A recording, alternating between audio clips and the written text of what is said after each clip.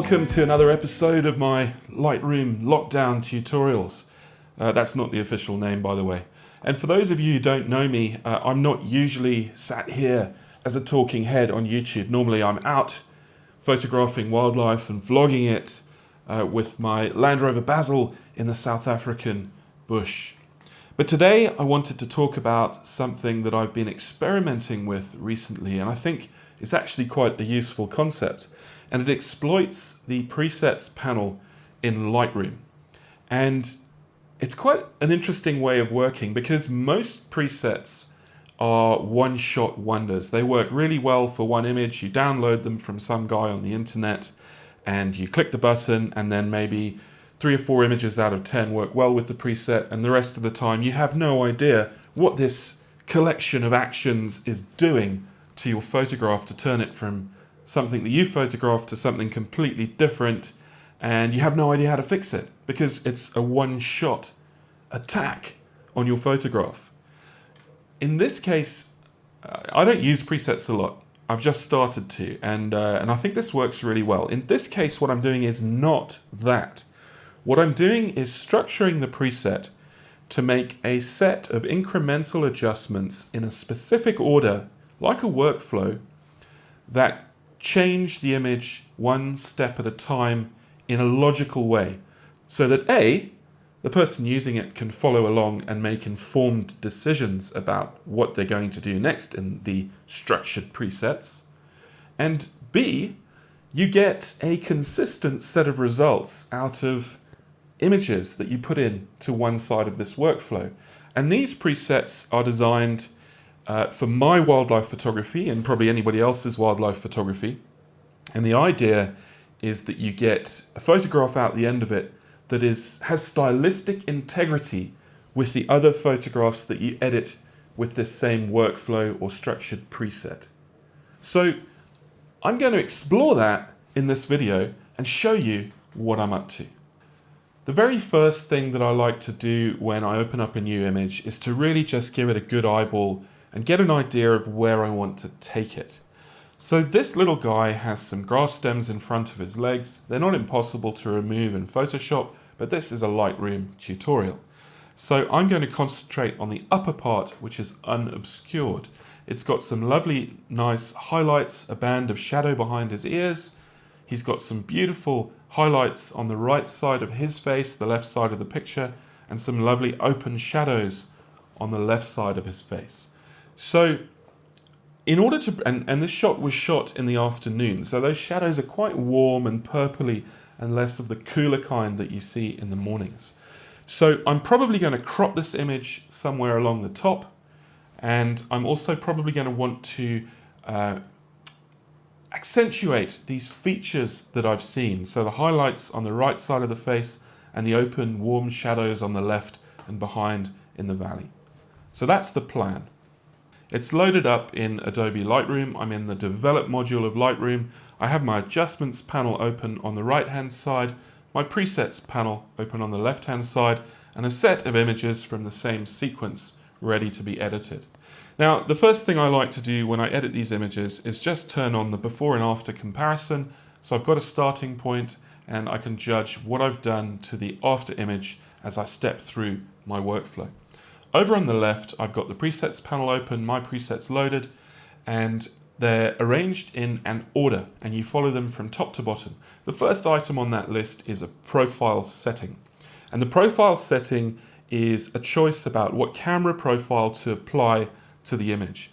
And certainly with Canon cameras, if you don't choose a profile for the image, you just tend to lose some of the colors. You just never get them back during the course of the process. So I always like to choose one of the Canon profiles for my images. And the same is probably true with your cameras. They get loaded automatically in the raw files, but they don't always get applied by Lightroom. Lightroom applies its own color presets there. So you need to choose one and apply it to your image. The second thing that happens in that profile tab is, or in my presets profile menu item, is that we get to choose whether we're going to apply lens corrections and whether we're going to choose to remove chromatic aberrations. Now, with telephoto work, I quite often don't bother with lens corrections because the distortion is very minimal and all it does is lighten the corners. But as you can see in this image, I do have bright corners and I am going to crop it.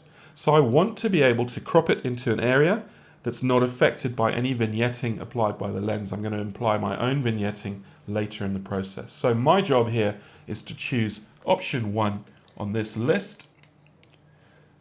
Remove all adjustments, that's the first thing. What that's going to do is remove any preset adjustments that came in when you imported the images, make this thing completely adjustment free in the Adobe Adjustments panel, the Lightroom Adjustments panel. Then I'm going to apply both chromatic aberration removal and lens corrections, and I'm going to choose a Canon preset. And as I move my mouse over these presets, you'll see, a Canon profile, camera profile, you'll see that it changes. And I'm going to choose one that's pleasing to my eye in this situation. And I think, as usual, it's faithful. The reason I like faithful, in terms of my settings of faithful, is that it's a very flat and subtle image that's easy to edit as you take it further. We're into the second step, and the second step is all about white balance. White balance is such an important structural part of a color workflow because it informs pretty much everything else that follows. Now, when I'm in the field, I like to actually set a white balance in camera. And in this image, I was using a daylight white balance because it was shot in daylight. I generally don't like to use an auto white balance. I know people say you can change it afterwards in editing, but what I find that means is where you've got a sequence that was shot in the same conditions, it just changes a little bit each time, and it actually makes it more difficult to edit those photographs. And then secondly, I do actually use, I shoot wildlife panoramas. And for a panorama, those of you who have shot them for landscapes or wildlife or anything like that will know that if you photograph a group of images, sometimes 30, 40 images to get this panorama, you don't want that white balance shifting between each shot because it makes it very difficult to stitch them together and make them look nice later on when you're in post. So I stick to a white balance, and in this case, it was shot in daylight. The next step is going to be easy for me. I can click down on here. I can choose a white balance that I prefer. I'm going to choose as shot, which is the same as daylight, and move on with this workflow. The next thing we come to is the basic panel, and this is a really nifty and intriguing part of the Lightroom architecture because in the basic panel is a special button marked Auto. And what Auto does is it examines this photograph, decides where its black points and its white points are, what exposure and contrast adjustments need to be made, and what shadows and highlight changes need to be made, as well as changing the vibrance and saturation of the image. It does all of that with one click of a button. And the reason it's able to do that is because color and tonality or brightness and darkness are related. So they're all adjusted at the same time. If you don't do it this way, what happens if you make tonal or contrast adjustments in terms of brightness and darkness, it affects the lightness and darkness of those colors and therefore that perception in your eyes. So making contrast adjustments before color adjustments is a really sensible way of approaching a photograph in my personal opinion. Anyway, I'm going to go into the basic panel structured workflow, click on automatic, and hopefully immediately you can see the difference between these photographs. Adobe has successfully set my black and my white points, my colors and my exposure and contrast, my highlights and my shadows to present me with this rather nice rendition of a cheetah cub in the Kalahari. The only thing I don't like about it in this instance is the color, because I want to apply my own color adjustments later on in the workflow. So I've got a little setting here that will zero out color after pressing auto, and you can see it's now a slightly flatter image in terms of its colors. After leaving the basic panel, we come to the next step, and that's the tone curve. And the tone curve has a really useful set of features. We can adjust the contrast in the image in the specific areas of the image, not just in the whole of the image like we do with the contrast slider. And that is really important because it adds depth and structure to our photograph. So we can adjust the brightness or the darkness of the highlights, the midtones, and the shadows independently. But buried in there is a secret weapon. There's also the possibility of adjusting contrast by highlight, midtone, and shadow, but now per color channel. So the tone curve has two killer features, and that's reflected in my presets panel here, with the upper part designed to allow us to adjust just the tonal and brightness, the contrast and brightness adjustments in the photograph, and the lower part allowing us to split tone those tonal adjustments. Now remember earlier I said that I wanted to bring out the warmth of the afternoon shadows in this photograph. Well, I need to do that with the left side of this cub's face and with the shadows behind it in the valley. So I'm going to come down to this split curve section of my workflow, and I want to choose a warm shadow. And hopefully you can see as I drift my mouse over the different options, you can see how that photograph is changing. So if I come down to a warm shadow and click it, that whole picture is taken on this warmth in the shadows, which has subtly changed its character, I feel.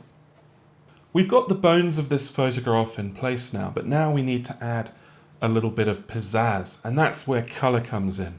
So I'm going to slide on over here to my color preset panel, and I'm going to choose one of the colors that I feel appeals to my eye. And generally I know what they are for wildlife photos. So I think in this case, what I want to do is warm the picture up, brighten it up a little bit with those saturated tones. So I'm looking in the saturation portion of the panel, the lower portion of this panel. Vibrance is at the top, but I don't want to overdo it. So I'm looking at a value about there, I think. So this is a value that's pulling out the oranges and the warm tones and then subtly shifting vibrance down, the cooler tones down, to give me quite a subtle and nice color to this image. But we're not done, because we've adjusted the shadows, we've lifted them and warmed them up, but what about the highlights behind and on the right side of this face? I've got a little setting for the highlights, and if I open it up and drift my mouse over them, you can see what's happening to these. It's changing the color of the highlights and also the brightness of the highlights. And I want to accentuate these behind and on the face. So I'm looking at that area of the image particularly.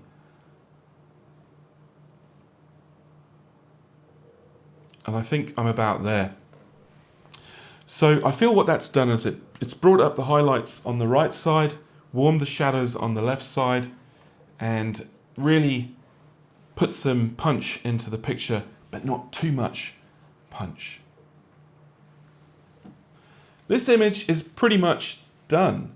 There's just the finishing touches to manage here, and that's sharpening, noise, grain, and vignette. Now, sharpening is pretty easy.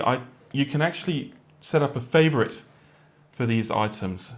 So I'm just going to go straight down to my favorite here, and you can see there's quite a bunch of sharpening items here. What I want is medium detail.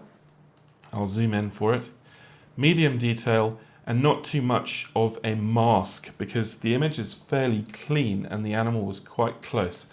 So we've just sharpened it up a little bit there.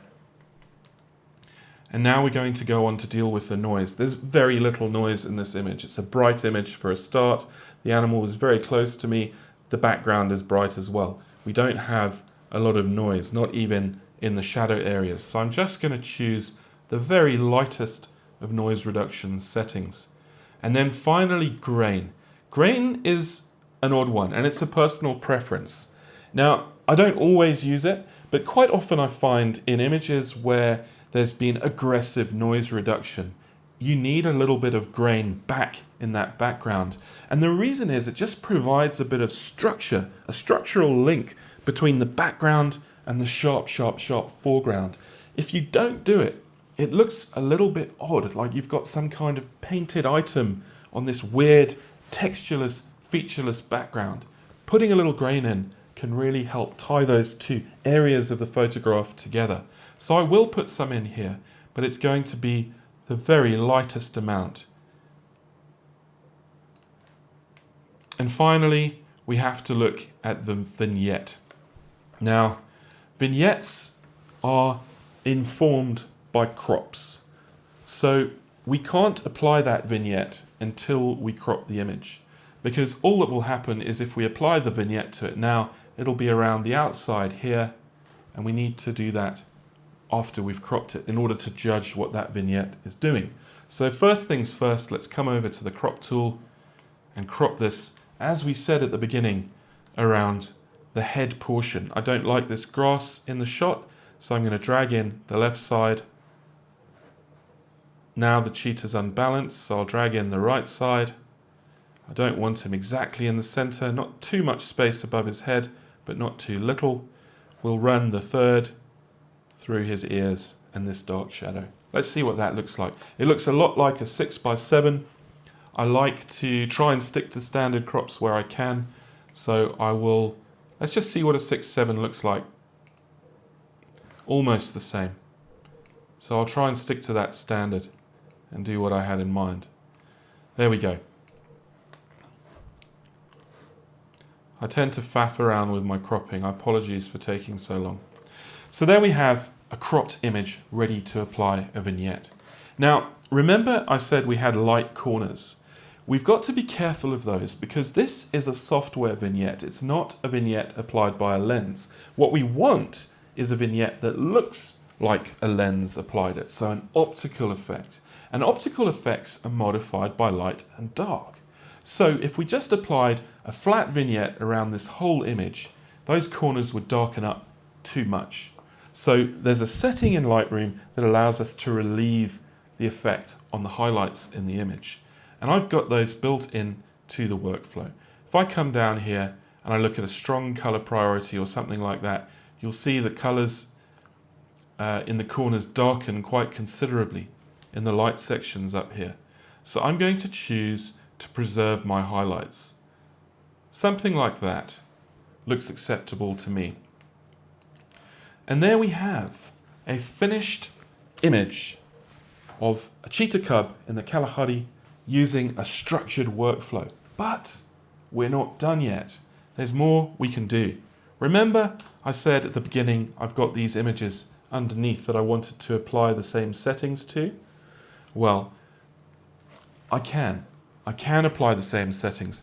All I need to do is to go back to the basic panel and open it up. And then just consider the shots that I've got down below. They're going to be different in terms of their brightness settings and their contrast settings. So those are the only real points of difference in these images. So all I need to do is select each one of these images individually, choose automatic. Remember I zeroed color, zero the color, go to the next one, do exactly the same, and finally the last one, do exactly the same. Right, once I've done that, select the edited image that I've worked on previously, pressing the control button, highlight the rest of the images, go over here and click sync, making sure that nothing in the basic panel is selected. After I synchronize all of these shots, you'll see in the before and after have been adjusted in a similar way to the original image that we took of this little cheetah. I really hope that's helped some of you out there. I'm sorry it was such a long video. I'll see you next time.